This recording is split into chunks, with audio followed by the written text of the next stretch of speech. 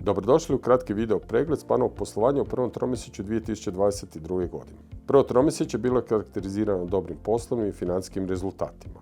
Preuzeli smo softwarsku tvrtku Ecobit sa 70 zaposlenih da dodatno jačamo svoje tehnološke pozicije. Uvršteni smo u Crobex indeks Zagrebačke burze kao jedna od najlikvidnijih dionica na zagrebačkom tržištu kapitala i tijekom tromjesečja objavili smo politiku isplate dividende.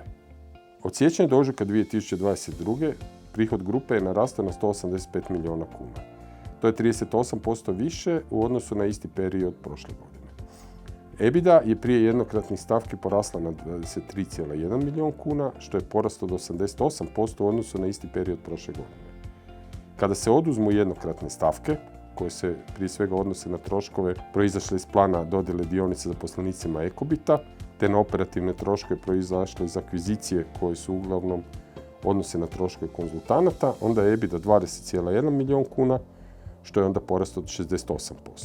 Neto dobit iznosi 17,2 milijuna kuna, što je rast od 135% u odnosu na prošlu godinu. Povećanje prihoda posljedica je rasta u svim segmentima poslovanja, a čak 84% ukupnih prihoda ostvarili smo na inozemnim tržištima. Najveći postotni rast prihoda ostvarilo je područje infrastrukturnih usluga, to je cloud i cyber security rješenja, koji bilježi rast od 77%. U prvom tromjesečju najveći udio prihoda grupe fakturiran je na tržištu SAD-a s obzirom na širenje poslovanja veliki infrastrukturni projekt koji je jedan od naših ključnih korisnika. Prosječni broj zaposlenih narastao je na 608 u odnosu na 2021. kada je prosječan broj zaposlenih u prvom tromjesečju iznosio 520 zaposlenih. Također 24. veljače usred tog našeg prvog tromjesečja započeo je rat u Ukrajini. U Ukrajini poslujemo 2018. godine i iz godine u godinu smo rasli, ali ukupan doprinos ukrajinskog tržišta našoj bilanci nije bio značajan jer smo još uvijek bili u fazi razvoja. Iako je rat u Ukrajini brutalan, njihovo tržište nije stalo.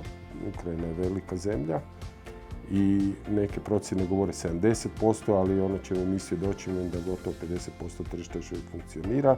I mi smo od samog početka rata, prioritet su nam naši ljudi, njihove obitelji i korisnici. Pružamo pomoć i radimo koliko god možemo, tako da ukrajinsko tržište još uvijek funkcionira i mi smo odlučili ostati i podržati ga koliko god možemo. Za detaljnije informacije i sve ostale podatke molim vas pročitajte naš cjelokupni izvještaj o prvom tromjesečju koji je dostupan na našim web stranicama i na Zagrebačkoj burzi.